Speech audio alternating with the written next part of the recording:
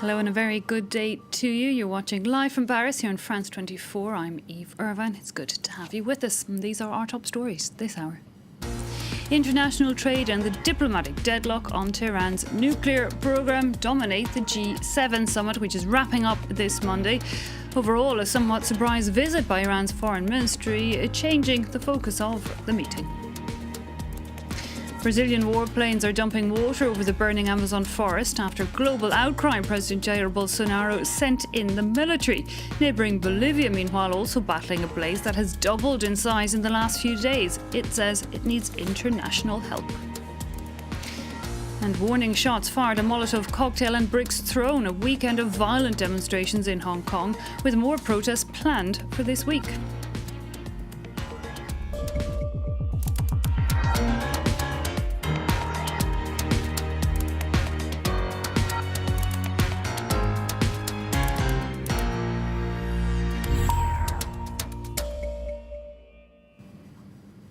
And we start here in France, where the G7 summit of world leaders comes to a close this Monday. The group of 7 nations discussed a wide range of issues, from international trade to climate change. US President Donald Trump set himself apart on many issues, including on the potential participation of Russia in future summits. To get the very latest, we can cross to Clovis Casali, who's in Biarritz for us. Clovis, meetings all wrapping up this Monday. What are the topics on the table for the final discussions?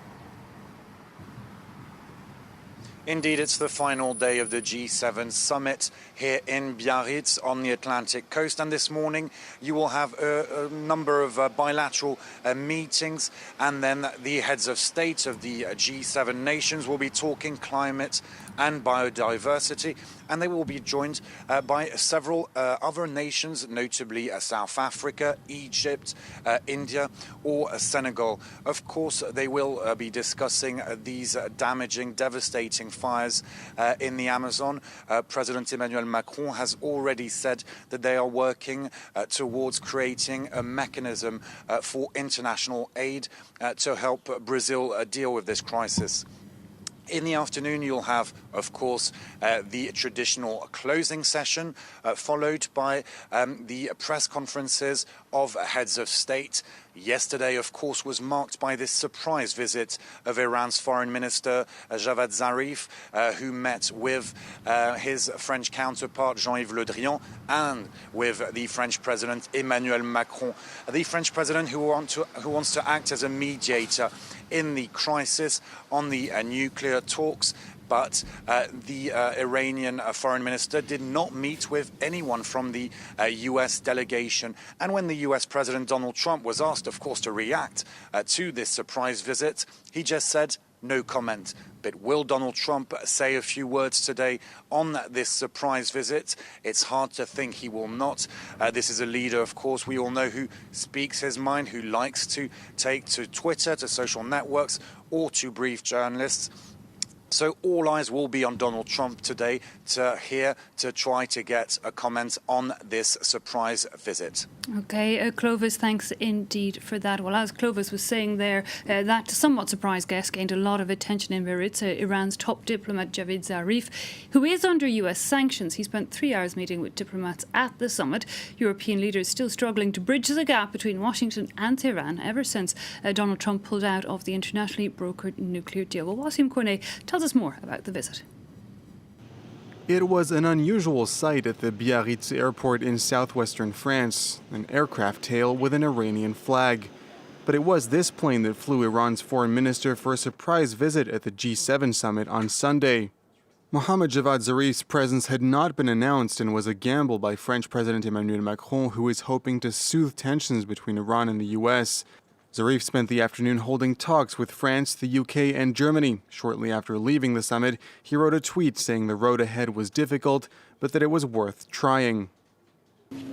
A French official insisted the decision to invite Zarif had been taking an agreement with the United States. But when asked about the foreign minister's unexpected visit, Donald Trump was less enthusiastic. Do you support President Macron's outreach to Iranian authorities? Sure, but Iran's no longer the same country it was as it was 2.5 years ago.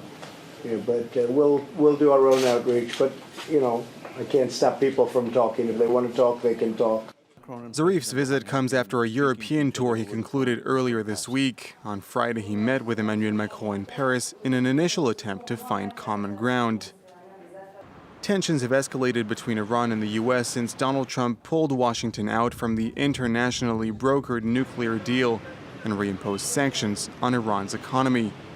Iran has since ramped up its nuclear activities, saying it had no reason to respect its part of the deal if it wasn't getting its side of the bargain. Well, with us now is our international affairs commentator, Douglas Herbert. Douglas, take us through this visit by the Iran's foreign minister. What do you think was Emmanuel Macron's reasoning in extending this invitation? Well, Macron has, almost signaled very clearly what he's been up to here. Donald Trump, in the view of many of these leaders, even if they don't say it out loud, has been sort of a global wrecking ball. Wherever he goes, whatever foreign policy he touches, it all sort of collapses, pulverized in sort of a dust of oblivion. And what Macron is trying to do essentially is to salvage something. He's the salvager in chief, if you will, at this G7, and he's the go-to man. He's a mediator in the absence of a lot of obvious other mediators at this point. So we've seen him do it with the climate, and he stepped in very actively on Iran. And it's not like all of a sudden this activist approach, this diplomatic, activity on the Iran issue, emerged all of a sudden at the G7 summit. In the past few months, we have seen Emmanuel Macron very sort of almost aggressively keeping up contacts with the Iranian president, Hassan Rouhani, with Donald Trump on the Iran issue, trying to keep a dialogue going. We saw the French send the presidential diplomatic advisor for Iran to Tehran this summer for talks with high-level officials there, so trying to keep the channels of communication open there. And in this case, basically, let's remember, he wasn't inviting Zarif to the G7. Of course, the timing makes it look like, well, right, plop in the middle of the G7, he arrives in the G7 city, and he's only a few hundred meters from where all the G7 leaders are meeting. But it was technically an invitation by France to meet with the French foreign minister, the French finance minister, and then Macron popping in for half an hour of briefings as well. But let's, no bones about it. He is trying to do what he can to resuscitate a nuclear deal that some would argue is effectively dead, has been dead since Donald Trump unilaterally pulled out of it in May 2018. And reimposing those sanctions, Macron has been doing all he can, trying to pull out all stops to try to find what they might call an end run around this. How do you try to reignite some form of negotiation, of talk, of dialogue? Some people, you're saying, some analysts, Douglas, saying that nuclear deal is dead. How do you see it? Well, the nuclear deal effectively is dead, because whether you like it or not, when the United States, and by far the U.S. sanctions are the most crippling to the Iranian economy, much more than all the European sanctions combined. If the U.S. president pulls out of that deal unilaterally, you could have the best of intentions about wanting to stay in the nuclear accord, as the Europeans claim to do. They really are trying to do everything they can, they say, to try to keep it alive. Without the U.S. on board, that is not just, that's like, a Sisyphus pushing that boulder up the hill. It's all but impossible. Look at the conditions under which the nuclear deal is very unlikely to be renegotiated. The U.S., first of all, you could almost say that the U.S. is not actually being honest in its approach, because it has 12 extremely daunting, by most Iran analysts' opinions, daunting sort of conditions for renegotiation. Everything from Iran's so-called destabilizing influence across the region, its political influence, its regional influence, to its ballistic program, to nuclear weapons after 2025.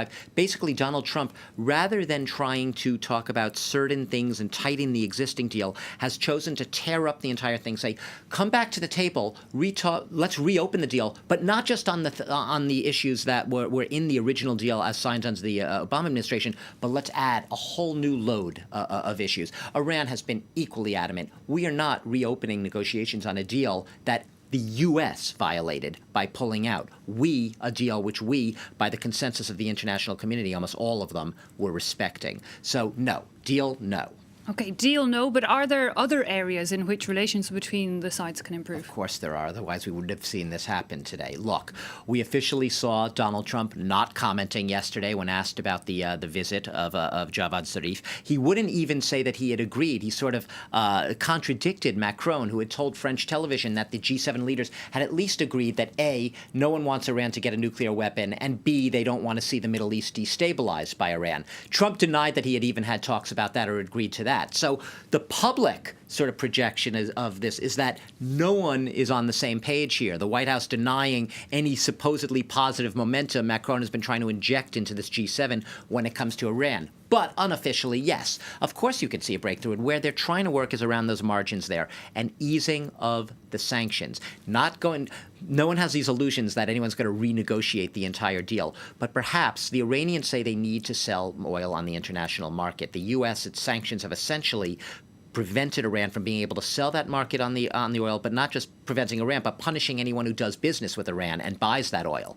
So this is where there might be room for some wiggle room for maneuver, and there might be wiggle room in the sense we might not hear about it all publicly, but giving Iran some channel by which it can get its oil onto the market again, some easing of sanctions without the U.S. looking like it's fully on board. Remember, Donald Trump is in an election mode right now, an election campaign. Iran has always been sort of a big bogeyman in the American imagination, and it remains sort of the arch villain in the U.S. narrative. So the U.S. isn't going to do anything that looks like it's caving in, but there probably is wiggle room around the margins, especially if someone could conveniently sort of turn a blind eye, perhaps the U.S., to some provisions for allowing Iran to get its oil back onto the market. I'll tell you one thing. One thing we could probably safely say is no one wants a war. You would have to be extremely cynical to say, well, Donald Trump is just sort of biding his time for a full-out and all-out war with Iran. If you're to stipulate that no one really wants a war, then yes, obviously, there's some wiggle room and some margin for some negotiation. Okay, sounds like we're going to have to keep our eyes peeled and really start reading those in between the lines. Douglas Herbert, thanks a lot for that. Moving on now, and wildfires continue to blacken vast areas of the Amazon rainforest. After days of global outcry, Brazil's Jair Bolsonaro sent in the military at the weekend. The Defence Ministry saying some 44,000 troops have been made available, with warplanes dumping water on the forest to douse the flames. While leaders gathered at that G7 summit in France said they're looking at how best to assist Brazil in the battle. Meanwhile, neighbouring Bolivia also struggling with wildfires and says it would accept international help. The area being scorched there said to have doubled in size since Thursday. Bolivia bringing in Boeing 747s from the US. Camille Nedelec tells us more. As forest fires in Bolivia spread, despite efforts of thousands of firefighters, public anger has grown. Protesters took to the streets of La Paz on Sunday asking for international help because they say the Bolivian government can't take care of it themselves. It's too little, too late. What impact will this have on our planet? Too little has been done compared with the size of the task at hand. At least 1 million hectares of forest in the Santa Cruz region are burning or burnt. After initially saying that Bolivia would handle the fires alone, pressure from local communities convinced the government to back down. On Sunday, the president of Bolivia called for international cooperation to help put out the blaze. The Amazon comes first. Biodiversity comes first. Ecology comes first. Morales has also suspended his election campaign. In Robore, shelters have been welcoming some of the thousands of families who've been forced to evacuate. The plants have all been destroyed, all of them. And we no longer have running water either because the water pipe is also burnt. Everything's burnt. Bolivia is one of the poorest countries in the Western Hemisphere, but one of the richest in biodiversity. NGOs fear that it will take centuries for the forests to recover. A return to unrest in Hong Kong after days of calmer demonstrations. The city saw another weekend of violent clashes between police and protesters. Molotov cocktail, water cannons and tear gas all clouding the streets, with warning shots fired by the police. A 12-year-old among the 36 people arrested at the weekend, charged with unlawful assembly and assaulting officers. Demonstrations have now rocked the city for 3 months. They are the biggest political crisis since the end of British rule in the 1990s. Our correspondent Charles Pellegrin has been following it all for us and says there has been an escalation in tensions on the streets. the events of Sunday night here in Hong Kong with these police officers raising their firearms and the first time that the water cannons were used by police, definitely marking a new watershed moment in terms of violence here in Hong Kong. And but now really the talking point this morning in Hong Kong with police saying that this is basically protesters pushing Hong Kong to the verge of a very dangerous situation. So ominous words from authorities here in the semi-autonomous territory. On the protester side, on their social media, a lot of memes being shared, basically equating police forces with triads, the local gangsters, basically because of this one particular image of a police officer raising his firearm and kicking a man who is down on his knees. So really both sides here, protesters and police, trying to spin this in their favor.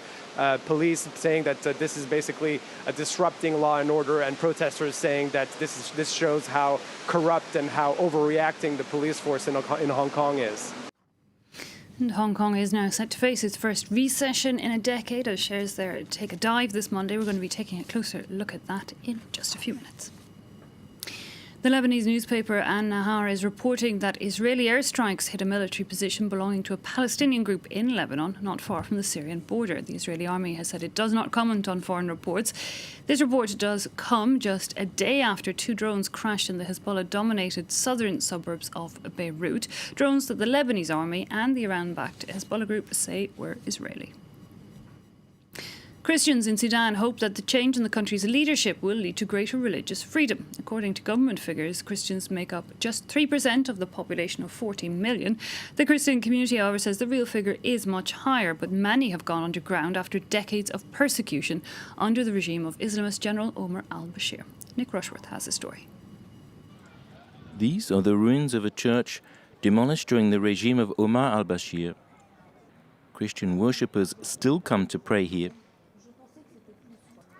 The congregation, led by Lutheran Reverend Yusuf Samgila, now meets at an alternative venue in this courtyard. It has just a few benches. There is a pulpit. Pillars hold up a corrugated iron roof.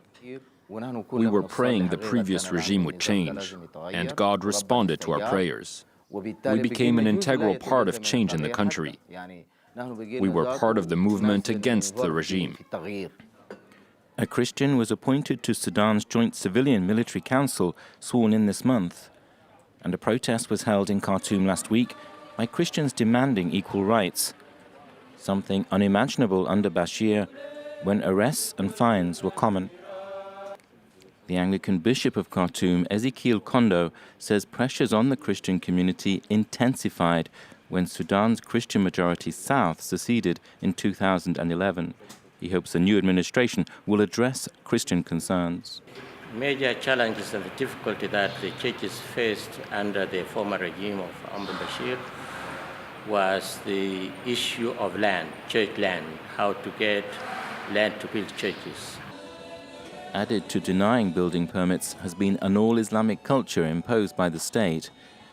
Sudan's constitution, adopted for the 3-year transition underway, omits Islam as one of the characteristics defining the state. That is giving Sudan's Christians and other minorities hope that they will be protected.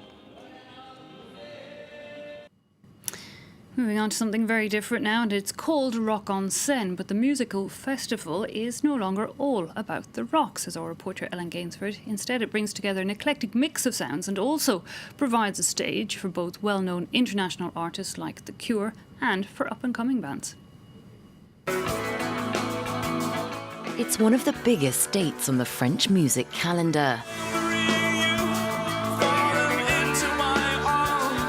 And this year, it's a diverse lineup. With soul, hip-hop and electro artists taking top billing, alongside the usual rock and indie groups.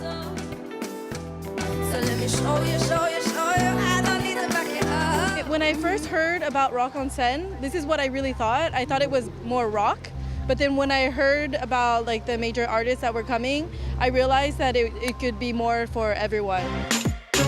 French collective Bagarre draw on a medley of rock, rap, house and punk influences. They think it's a good thing the festival is breaking down genre barriers. That's a sign of the times. I think they follow what people are listening to. They could be criticized for that, but it's a bit banal to make that sort of choice today. Rock on Seine is also working to even up the gender balance in their lineup, showcasing established names like French singer Jean Haddad.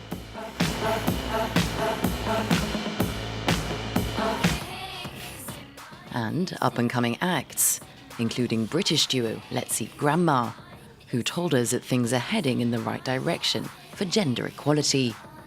I feel like in the last few years, especially this year, like it feels like the number of bands with female members or all female bands is like improved so much. With temperatures topping 31 degrees over the weekend, it was important to take the occasional time out. But this year's hot lineup soon had the crowds back on their feet.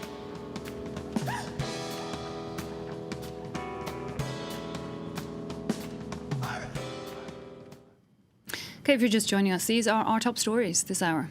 International trade and the diplomatic deadlock on Tehran's disputed nuclear program dominate the G7 summit. It's wrapping up this Monday, a somewhat surprise visit by Iran's foreign minister, changing the focus of the meeting over the weekend. Brazilian warplanes are dumping water over the burning Amazon forest after global outcry. President Jair Bolsonaro has sent in the military. Neighbouring Bolivia also battling a blaze that has doubled in size in the last few days. It says it needs international help. And warning shots fired, a Molotov cocktail and bricks thrown. A weekend of violent demonstration in Hong Kong with more protests planned this Monday. Time now for a look at the day's business news, and we're going to start with a potential toll in trade tensions between the United States and France. Cole Stangler is here to tell us more. Cole. That's right. Washington has been upset at France ever since it passed a new tax that hits tech giants, many of them based in the United States. Now, U.S. President Donald Trump has even threatened to impose tariffs on French wine in response, very memorably. Now there may be a path to compromise. Representatives from the White House and the French government met for dinner on Sunday night on the sidelines of the G7 summit in Biarritz. The group included the French finance minister and the U.S. Treasury secretary. According to French newspaper Les Echos, the two sides are working on a bilateral agreement over the taxation of digital companies. The deal would replace France's current digital tax, the one that has the U.S. so angry. Now, as a reminder, that new law imposes a 3% levy on the French revenues of major digitally based companies. You can see right here, many of whom have very low tax bills in France and elsewhere. Now, that law only applies to firms above a certain size, ones with at least 750 million euros of revenues worldwide and 25 million euros in France. The U.S. has said the tax amounts to discrimination against American companies like Google, Amazon, and Facebook, charges France denies. Paris says it just wants the firms to pay their fair share on the money they're earning in France. It's also a hot topic at the OECD, the intergovernmental organization working on its own deal to create a tax on digital services. Turning now to the markets, which have gotten off to a rough start this week. The Nikkei finished down about 2% over in Tokyo. Turning to the markets right now, shortly, the Kospi in South Korea down 1 3/10%. As you can see here, actually, Kospi actually seeing some stronger losses than that. Shares in Hong Kong also seeing major losses, nearly 3%. This, of course, as the trade war between the United States and China rolls on. Last week, Donald Trump ordered American companies to withdraw from the world's second largest economy, a move that rattled investors. It's not the only source of anxiety on Asian markets, though. Earlier, France 24 spoke with analyst Stephen Innes to get a sense of how the unrest in Hong Kong is also playing a negative role. It's really damaging local businesses, which is at the heart of the Hong Kong economy. But it's also playing into the real estate markets because people are getting worried. People are thinking about leaving. And now even companies are starting to have boardroom discussions about possibly relocating. So nothing's good coming out of this. But when you frame this with the escalation of trade war, it's just a double whammy negative. So we're seeing negative playouts in Hong Kong, but we're also seeing waves of negativity across the entire Asian landscape right now. Next up, the biggest oil producer in Western Europe is going green, at least on its roads. Norway is aiming for all new cars to be zero-emission models by 2025. Andrew Hilliard has the story. Staying green to the grave. With his new electric hearse, this Norwegian undertaker now offers an eco-friendly ride to the ever after. Oddborg Jolstad has seen a rise in demand for the service, a sign of the growing popularity of battery-powered vehicles in the Nordic nation. Some of the people, they like to be environmental friendly, and we get some demands from our customers, and then we think we can meet that with this car. With generous state subsidies for electric cars, numbers on Norway's roads are rising. For the first time, more than 50% of vehicles sold in March run on batteries rather than fuel. Demand for electric cars is growing a lot in Norway right now, and that is really just pushing the sales a lot. And we're hoping to see more or less a 50% market share 2019 altogether.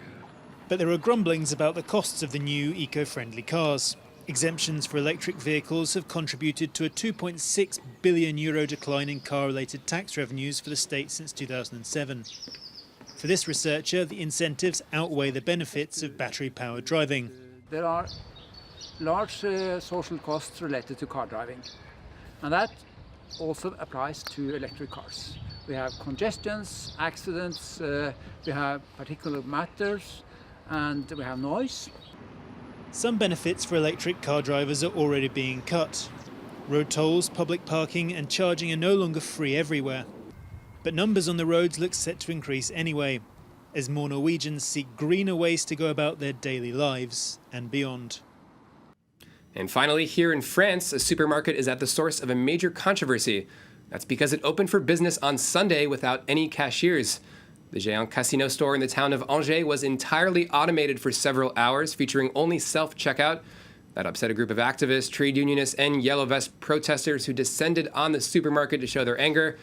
They criticized what they called excessive consumption and accused shoppers of being complicit in attacking workers' rights. Either way, automation is expected to play a growing role in the industry, Eve. And management says they didn't do anything wrong. They're simply following the law, and they can have automated cashiers. True, they can. I have to say I do avoid those automated self-checkouts, I have to say. Coast Angler, thanks a lot for that wrap-up of the business news. And that's where we're going to have to leave it for this edition. Do take care.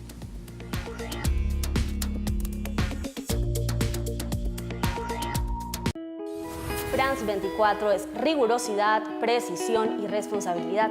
Somos una familia comprometida con el periodismo y la verdad. C'est une des seules chaînes d'infos où on nous laisse jouer en plateau avec des Legos, avec des robots, avec tout un tas d'objets. We take a return ticket to revisit some of the key people and places of the last 50 years of world television news. على فرانس 24 يمكننا أن نحاور أصحاب القرار من العالم في كل الميادين ولدينا المساحة لكشف ثنايا مسيرتهم. Aquí en France 24 tenemos a varias personas de distintos países, algo que es un reflejo de cómo es Latinoamérica, con culturas muy distintas. Y allí es muy bonito encontrar que en el deporte todos tenemos algo en común. Les femmes, elles sont souvent victimes de l'actualité internationale, mais ce sont aussi des actrices majeures de la géopolitique. Et d'ailleurs, on en parle dans France 24. Liberté, égalité, actualité.